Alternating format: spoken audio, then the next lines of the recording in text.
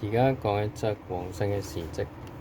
民國沈善祥，沈係沈萬三嘅沈，善係善良嘅善，長係長處嘅長。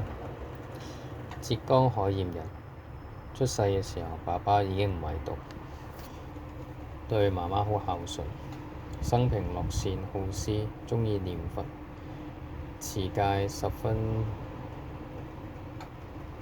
嚴密，守戒守得好嚴，同舅父吳之微先生一齊研究大乘，闡揚淨土。民國元年1912年秋天有病，屋企人為佢揾醫生，善祥就拒絕咗佢哋，就話四大色身本來就唔係我有嘅嘢，醫嚟有咩用？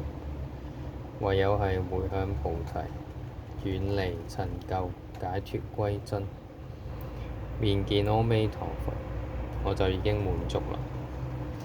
到咗9月30日，個病越嚟越犀利，凡係嚟問病嘅人都為佢念佛，屋企念佛聲不斷，自己都一心念佛。